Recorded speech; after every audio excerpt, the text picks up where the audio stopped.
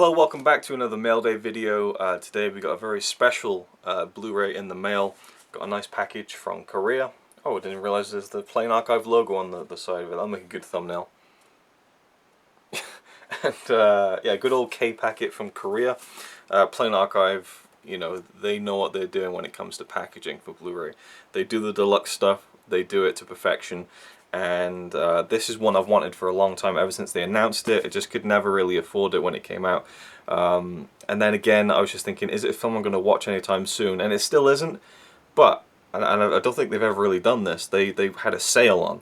I've never seen a Plain Archive sale before. And I got an email, and I saw that this was in the sale. It was like $20. I thought, I got to go for it. So let's open it up and see what goodie we have inside. The cool thing about Plain Archive is that you can always order with confidence from them as a collector, because I mean, yeah, they they must spend a fortune in bubble wrap. This package is dead, wrapped in plastic. So try and unravel this thing as quickly as possible. And take a look. Now, there were two versions of this, like, you know, Design A, Design B, and let's have a look. Ooh, I'm almost regretting my decision, I think. Anyway, let's just show you what it is first. It is the 2014 film, Ida. This is a Polish film. I believe it won the Oscar in 2015 for Best Foreign Language Film, rightfully so, and the first ever Polish film to win that award, which is great. So this is a fantastic film. It was in my top 10, maybe even top 5 of 2014. It just blew me away. It really did. It's a fantastic film about a young girl called Ida, who is in a convent. She's kind of in training to be a Catholic nun, and before she can kind of commit to, you know, a life of being a nun, she is given the chance to go and see her aunt, and so she goes with her aunt, and they basically go and look into the background and the fate of her parents, which is linked very closely to World War II. I won't spoil too much more than that, but it's about this this discovery of her past, of who she was, who she could have been, you know, and it's really about the liberation of this woman. And her discovering what life can be like outside of the convent, but also about the darkness of human nature and the past and everything. It's a fantastic film. What really strikes me about it was the cinematography. I think this is one of the main films I think of when I think about cinematography adding so much to the story. A lot of the shots in the film are framed with the character at the bottom of the screen, and there's so much room above their head, and it has this weird kind of space to it that just, it was mesmerizing. It really was. And it was framed in 4:3 as you would have it on a TV, so it kind of was, the aspect ratio is square and not widescreen, and that gave it this classy feel. It's shot in black and white. You could really look at this and say it's quite pretentious, but I thought it was a wonderful film, and I'm glad to own it on Blu-ray and in this really nice edition. So let's take a look at the packaging. Yeah, the title is embossed here, but it's kind of like a glittery pink, which I don't think is quite appropriate for the film, actually. There's the spine there. I don't think this is, oh, it is limited edition. So we have, this is number 590 of 1,500 copies. Not many of these were made. And to be honest, I'm not too surprised that it's still around years after its initial release, because, you know, it's not a very popular film. I don't think many people know about it or have seen it. I think it's a masterpiece, a modern masterpiece.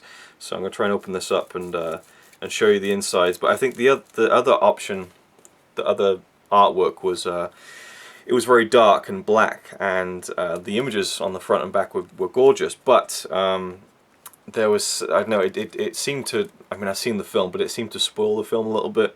It kind of has moments of Ida's kind of her liberation as a person, like later on in the film, and so I preferred to go with this one that kind of shows her at the beginning of the story. And I felt like the back cover, this image of her praying by the thing there, is a gorgeous shot in the movie, so I really liked that touch. So yeah, I guess, you know, oh wow, that's really nice. Okay, let's just stop my blathering and get the cellophane off first, and then we can talk more about the edition and what comes inside it and stuff. I don't believe there's many special features or anything of that nature. That's not usually why you buy these editions, with the exception of their Old Boy release, which is stacked with special features. So this is all matte, and this is glossy. So really nice finish on the front, and again we've got the embossed title. Title is also embossed on the spine, as you would expect, and then we have that gorgeous image on the back. On the top it says, "What if you go there and discover there is no God?" which I think is a good little quote from the film. And faith is kind of a part of it as well. So I'll put the outer slip down. We have a booklet here with some of the nuns in the convent. I guess that opens up and you get to see the whole image there.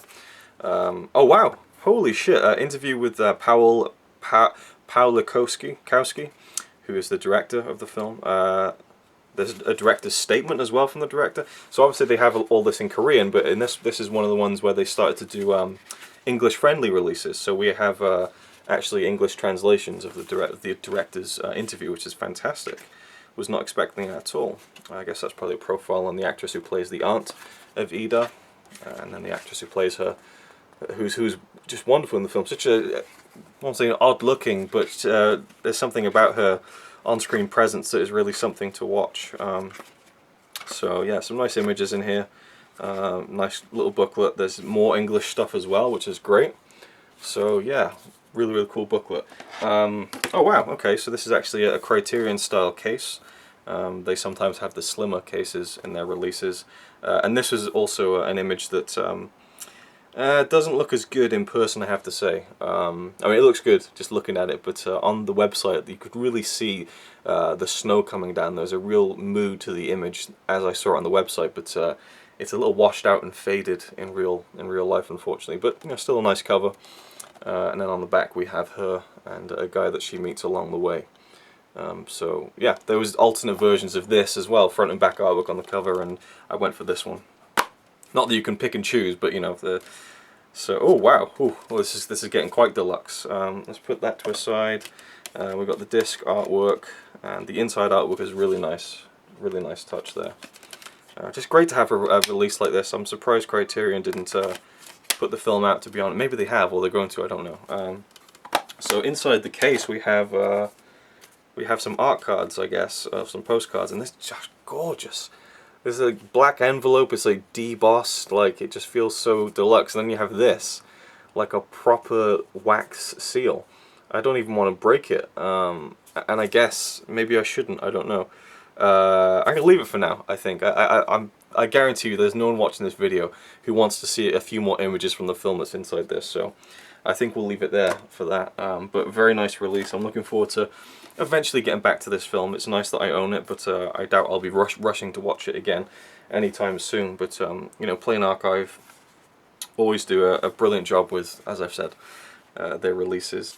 So there we go. I'll keep the envelope sealed for now. I think A Touch of Film maybe, or maybe it was Makis Tutui was trying to open one of these and was annoyed that they couldn't get the seal to break nicely enough.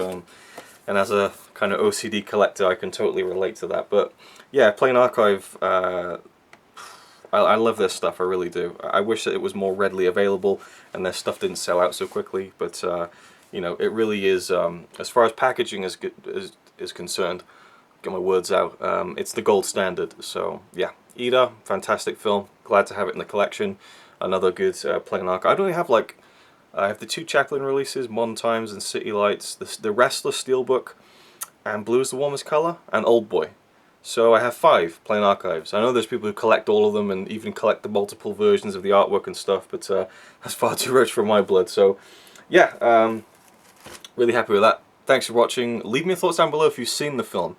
I haven't seen anyone talk about it, and I think it should be seen more, so go check it out. I think it has a cheap UK Blu-ray out there, so give it a shot. If you like kind of slower paced films that have, you know, a really deep story and great cinematography. The cinematography adds so much to the film because the final shot of the film is shot differently than the rest of the film, and it adds so much to me. I just love the ending of the film. So, enough blathering on. Thank you for watching, and I'll see you in the next one.